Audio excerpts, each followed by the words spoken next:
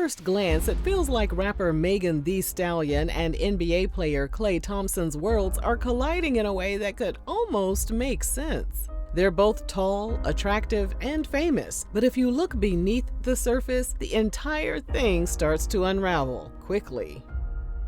What we're witnessing might not be a romance at all.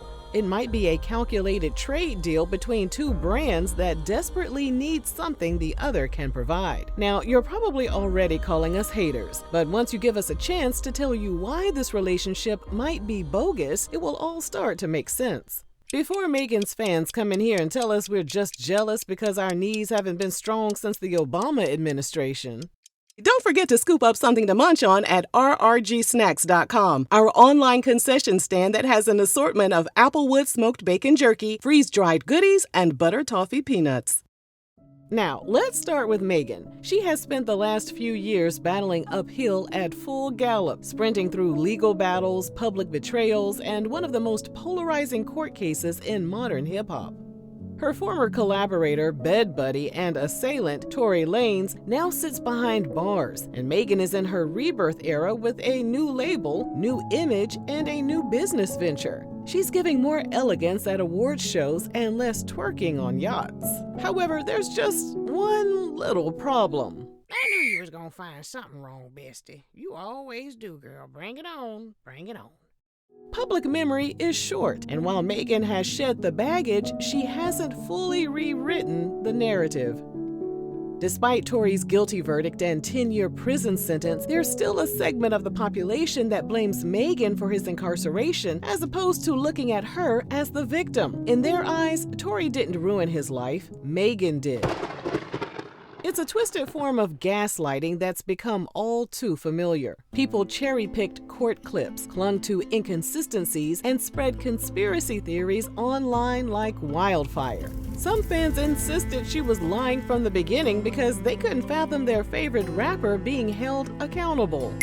So the trauma didn't end with the shooting. It evolved into a slow public unraveling where she had to fight for her credibility. Enter Klay, one of the most emotionally distant members of the NBA. He's quiet, consistent, and unbothered. Even those closest to him on the Golden State Warriors organization were puzzled by him. Assistant coach Bruce Frazier once said of Klay, "If I was to choose my favorite book, it would be a book written by Klay Thompson when he's 60, because that's when you'll get everything that's in his soul articulated." And that's where this relationship with Megan comes into play. The fiery party girl meets the cool, calm, collected, and disciplined athlete. This is the perfect pairing in the PR world and the best rebrand for Megan.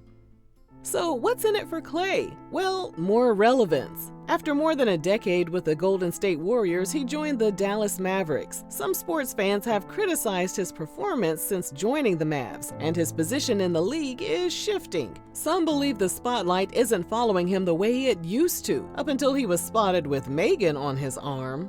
Over here at RRG, we've studied countless celebrity relationships, some that looked like true love, and others that looked faker than Cardi B's booty. Bestie, you so damn messy. It do look fake, though. Out of nowhere, Meg and Klay were randomly popping up in each other's Instagram posts. They were giving what appeared to be a manufactured soft launch up until July 14, 2025, when they were photographed leaving Carbone Restaurant in NYC. There are so many restaurants in the Big Apple, but they conveniently picked one that's a celebrity hotspot and swarming with paparazzi. Coincidence? Hell no. Psychologically, this tactic makes perfect sense in the world of celebrity branding. First, it allows them to control the narrative. By choosing a location that guarantees press coverage, they can establish their image without saying a single word. It provides the public with just enough information to spark speculation, while allowing celebrities to maintain a level of privacy. There's also the performance of authenticity at play. Walking out of Carbone hand in hand, laughing and casually dressed, it creates the illusion of normalcy. It says, we're not trying to be seen, we're just enjoying a night out. But the reality is that specific restaurant is chosen precisely because it ensures they will be seen. A public date at a paparazzi hub like that is a choice. It's designed to feel organic, but it's all a part of the show. Ready, set, action. There's also a darker layer to this situation. Here we go. Here we go. In the world of media training and crisis PR, one of the most effective tactics is putting two people together. After a scandal, celebrities will often link up with someone more wholesome to balance them out. You know, kinda like how Jonathan Majors attached himself to Megan Good. Bestie, did you really go there? You really went there. Now you know you ain't worth a damn. This is a tactic as old as Hollywood, but the side effect is emotional erosion. When you start performing a connection for the cameras, it becomes hard to tell what's real. You start curating your affection. You stop letting people in because everyone becomes a prop.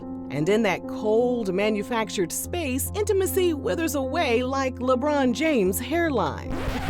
Bestie, what the hell is wrong with you today, girl? You is on a roll, ain't you? Yeah. If this new romance is the real deal, then more power to them. But in a world where celebrity relationships often feel like a revolving door, it's hard to believe this one is built to go the distance. Megan is too dynamic to live in Klay's shadow, and Klay is too reclusive to be catapulted into Megan's spotlight. And we're not going to even get into the fact that she doesn't really look like his type. What you trying to say, bestie? Huh? You trying to say Klay like a little more cream in his coffee? Is that what you're trying to say? That's what it sounds like you're trying to say. Say it with your chest. As for Megan and Klay, they might not need forever. Perhaps they're just having fun in the moment. You know, kinda like a halftime show or a brief intermission. Not a damn brief intermission, girl. They might simply be having fun, enjoying each other's company, and playing into the attention that naturally follows when two high-profile figures suddenly orbit each other's worlds. There's a psychology to temporary pairings that feel just flashy enough to spark interest without demanding too much investment. With just a few simple pictures, Klay and Megan have everyone talking, all while they themselves haven't said a word. Because in the end, silence hits harder than a public statement. The mystery becomes part of the allure. All of a sudden, everyone wants to know how they met and how long they've been together. And if Klay's thing is thinging. I'm sorry, y'all. I didn't mean for that to slip out. My bad. Okay, Auntie Regina. Anyway, girl, when the people involved don't confirm or deny, the public fills in the blanks, often making the connection seem deeper or more meaningful than it actually is. So, is this a snapshot designed to live in the headlines just long enough to do its job? Is it a mutual exchange of social capital? Possibly so, especially in the celebrity world, where you don't even need a deep bond with someone. Sometimes it's just about perfect timing with an available counterpart. But a horse knows when the saddle doesn't fit, and the crowd knows when a jump shot is forced. This story is all form, no rhythm, like a bad dribble combo that looks flashy but never lands. Megan is a stallion built to run free, while Klay is a system player built to run plays. And no matter how you dress it up, you can't turn a fast break into a love story. Period, bro. Period.